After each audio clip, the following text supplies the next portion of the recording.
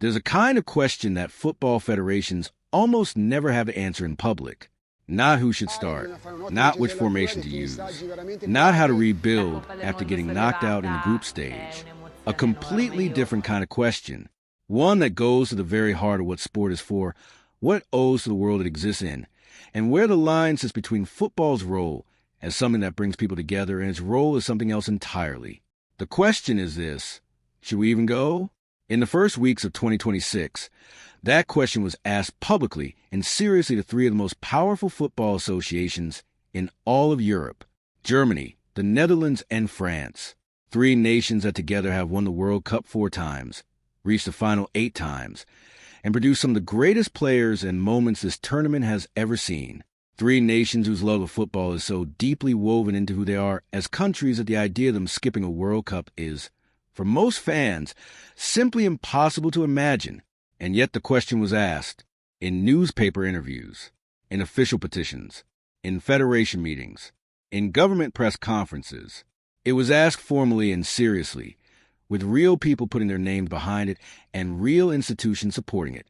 And the way each of those three nations responded, how fast they answered, what words they chose, what reason they offered, tells you something very important about where European football stands in 2026 and about the relationship between the sport and the world outside it. This is the story of how those three debates happened, how they started, what drove them, what was said, and how they ended. It is a story worth telling properly, because it happened, it was real, and the football world has not yet fully absorbed what it means. Start with Germany, because Germany went first, and Germany went loudest. On January 24th, 2026, a man named Oak Gottlieb sat down with the Hamburger Morgenpost newspaper and said something that no senior European football official had ever said publicly in the modern era of the sport. He said the time had come to seriously consider and discuss a boycott of the 2026 World Cup. Gottlieb is not some fringe figure operating from the sidelines. He is the president of FC St. Pauli, a club with one of the most distinctive and well-known identities in all of German football, respected across the continent for its values and its deep connection to its community. He is also one of 10 vice presidents of the DFB, the German Football Association. He is not a protester standing outside a stadium with a sign. He is an elected member of the governing committee of one of the most powerful football federations in Europe. He brought up the 1980 Moscow Olympics boycott. He asked what the reasons were for that boycott, and whether what was happening in early 2026 was any less serious. He mentioned FIFA's president by name. He mentioned the DFB's president by name. He asked them directly, "What is your line? When exactly does something cross from acceptable to unacceptable?" Within hours, the German football world was split down the middle. Some voices backed him. Others, including DFB President Bernd Neuendorf, pushed back hard.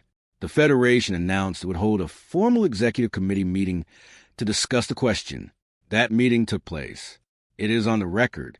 Senior football administrators from one of Germany's most important football institutions sat in a room together and debated whether their national team should attend the World Cup.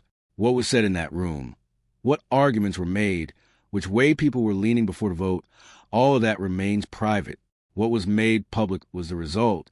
On January 31st, 7 days after Gottlieb's interview, the DFB released an official statement. It read, "We believe in the unifying power of sport and the global impact that a FIFA World Cup can have. Our goal is to strengthen this positive force, not to prevent it. No boycott. Germany are going." But sitting inside that statement was something else. A line that read as a quiet but unmistakable message directed at Gottlieb himself. Debates on sports policy of this kind should be conducted internally, not in public. He had gone to the press. The Federation had answered with an official communiqué. It was a serious moment handled with the careful, precise language of an institution that fully understood what was at stake on both sides of question. France's conversation happened on a different timeline and carried a completely different emotional tone. Where Germany's debate was driven from inside the Federation itself, France's was driven from outside it, from the political world, from journalists, from public figures who wanted the Federation to take a position it had never volunteered on its own. The question landed on France's doorstep on January 22nd, 9 days before Germany issued its formal ruling. Marina Ferrari, France's Minister of Sports, was asked directly at a press conference whether France was considering a boycott of the 2026 World Cup. She answered the way French ministers often answer difficult questions, with precision and with a very careful qualification attached. As it stands now, she said, there is no desire from the ministry for a boycott of this great competition. Then she added the line that every journalist in that room immediately noticed. She said, I will not anticipate. For words, I will not anticipate. In the context of a government minister being asked whether her country will show up to the World Cup, those 4 words carry real weight. They do not slam the door shut. They leave a gap, narrow but visible. In January 2026, France's official position was no desire to boycott, combined with quiet acknowledgement that if circumstances changed, so might the answer. The circumstances did not change. France confirmed their participation. Their squad was announced on May 14th. Didier Deschamps, in what it confirmed will be his farewell tournament after 13 years in charge, leads them to North America with what FIFA's own rankings identify as the best squad in the world. Kylian Mbappe is the captain. Ousmane Dembele won the Ballon d'Or this season. The football has long since moved past the political debate. But what is worth pausing on when it comes to France's response is the date, January 22nd. France's sports minister was answering questions about a possible boycott of a football tournament more than 4 months before that tournament was set to begin. That is how early this conversation arrived at their door.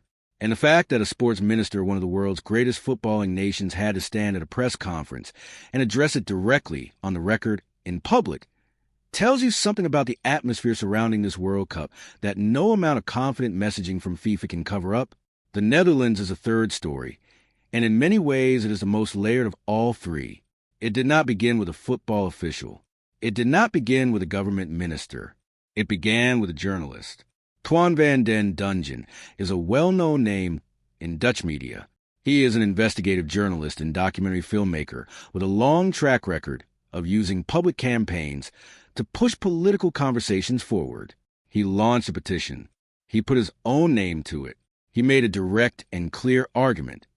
By sending the Dutch national team to the United States this summer, the Netherlands would be giving its approval to something it should not be approving. He asked the KNVB, the Dutch government, and the players themselves to think again. The petition moved faster than anyone had expected. Within days, it had passed 100,000 signatures. By the time it was formally submitted to the Dutch Parliament on March 24th, it carried 174,000 names. That number deserves a moment to sink in.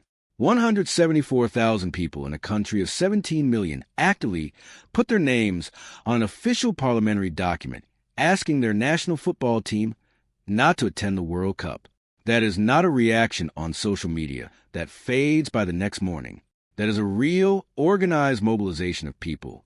And it worked in one very specific and meaningful way. Not in the sense that the Netherlands withdrew from the tournament, because they did not, and they were never truly going to. But it worked in the sense that the KNVB was forced to take it seriously. They met with government officials. They met with embassies. They met with FIFA. They released carefully worded statements. And they spoke in language that made their discomfort audible, even while confirming they would participate. Frank Paul, the KNVB's president, said the Netherlands would not boycott, and then added 2 words. So far. Not we are going. Not this decision is final. So far. That is a language of an institution that has made a decision it is not fully at peace with, and that wants to leave the smallest possible opening in case things get worse. The KNVB Secretary General issued a formal statement on their official website. He said the organization was alert and flexible. He said it was keeping a close eye on international developments. He said the players' ability to concentrate on football remained the top priority. And then he said something that worked both as a football statement and as a direct argument for why participation was the right choice. He said, "Nothing unites the Dutch people more strongly than the national team." That final line was doing a lot of work. It was saying that the national team being at the World Cup is itself an expression of national identity. It is what brings people together across all the divisions and disagreements that surround them. Taking that away, pulling out of the tournament, would remove something meaningful from the Dutch people without sending any kind of meaningful message to anyone outside the country. The Netherlands' main national team sponsor declined to comment on whether they would maintain their support if a boycott actually happened. That kind of non-answer from a major financial partner tells you they genuinely did not know what they would do during the period when this was still a live and open question. Now step back from all three of these stories and look at what they share, because a common thread is worth naming clearly. In each case, the conversation happened in January or February of this year. In each case, it was not triggered by a single event, but by a buildup. Travel bans affecting fans of competing nations, visa complications for federation officials, real concerns about the safety of international visitors, and a deeper feeling among some voices in European football that the sport was not asking itself hard enough questions about where it was going and what it was endorsing by choosing to go there. In each case, the governing body of that nation's football ultimately answered no to the boycott. And in each case, they did so while acknowledging in language that ranged from carefully chosen to quietly painful that the questions being raised were not small questions. Germany's line about the unifying power of sport was beautiful language. It was also, in this specific moment, a sentence that had to work harder than it would have had to work in any previous World Cup cycle. France's minister saying she would not anticipate what might happen was not vagueness or weakness. It was honesty about genuine uncertainty. The Netherlands, so far, was perhaps the most transparent of all three. An institution saying, "This is our answer for now, and we are reserving the right to give a different answer if the world changes around us." In the entire history of the World Cup, no three nations of this level of importance have been simultaneously forced to publicly address a boycott question in the months leading up to the tournament they were ultimately attending. Not in 1982, not in 1994. Not in 2014. Not even in the years when boycott conversations were loudest around the 1980 Moscow Olympics or the 1984 Los Angeles Olympics did major European football federations find themselves having these discussions inside their executive boardrooms. So what changed? The specific reasons belong to 2026 and to the particular conditions this tournament is operating under. But underneath those specifics is a broader shift that anyone who has been watching football for decades has probably sensed building for a long time. The idea that football is separate from the world, that what happens in geopolitics, in human rights, in the relationships between nation states outside the stadium, that idea is breaking down. It broke down through Qatar 2022. It broke down through Russia 2018. It has been breaking down through decade after decade of decisions by governing bodies that attracted scrutiny those bodies were not prepared for. And in 2026, three of Europe's most powerful football nations had to sit in rooms and honestly answer a question that would have seemed like pure fiction 20 years ago. For the players, this debate played out mostly in the background. Florian Wirtz prepared for his first World Cup. Virgil van Dijk and Cody Gakpo continued their preparations knowing their country's federation was publicly managing a petition with their names attached to it. The French squad went to the hard grind of the final weeks of club football, knowing the boycott question had been asked and answered, but understanding that the world they would be competing in was more complicated than in any previous tournament. None of them publicly supported the boycott movements in their own countries. None of them publicly opposed those movements with any real force either. The players, almost without exception, let their federations do the talking. That silence is worth noting on its own. In 2022, when Germany's squad covered their mouths in a team photo before their opening match against Japan, it was a visible and deliberate act of collective expression. In 2026, the German squad and the Dutch squad and the French squad have been largely quiet on the questions that swirled around their federations in January. Whether that comes from comfort with the decision that was made, discomfort with the politics of expressing a public opinion, or simply a desire to focus entirely on the football, only the people inside those dressing rooms truly know. So where does all of this leave us? 14 days from the opening ceremony in Mexico City, Germany are going. Florian Wirtz leads the attack. Manuel Neuer has been recalled from international retirement at 40 years old, one of the more extraordinary selection stories of this entire World Cup. as Julian Nagelsmann has built a squad designed to compete from their very first match. They face Curaçao, Ivory Coast, and Ecuador in a manageable group. After 2 consecutive early exits, the conversation inside German football is no longer about whether they will attend. It is about whether they will still be playing in late July. The Netherlands are going with Virgil van Dijk, Cody Gakpo, Ryan Gravenberch, and a squad that is, on paper, talented enough to reach the final. Their group puts them against Japan, Sweden, and Tunisia. The KNVB is in contact with embassies and with FIFA. Their president said, so far, the football continues. France are going with the world's top-ranked squad, and what Deschamps has confirmed is his farewell as manager. Mbappe is the captain. Dembele won the Ballon d'Or. Kanté and Zaire Emery cover the midfield. Saliba organizes a defense. France won a 3rd World Cup title. The boycott question was asked and answered. The football has taken over.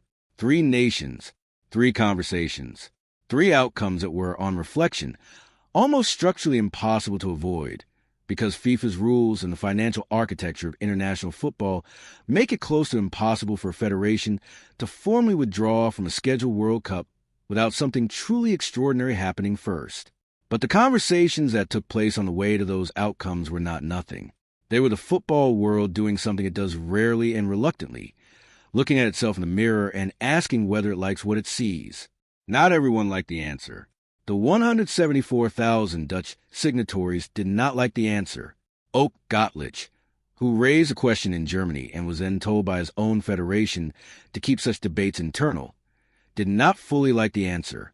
Sepp Blatter, who posted publicly on January 27th and wrote Avoid the United States, did not like the answer. But the football is happening. The squads are named. The flights are booked. Germany and the Netherlands and France are heading to North America with genuine ambitions, genuine talent, and genuine complexity riding along in the background. The boycott question was asked, and football, as it almost always does, chose to play.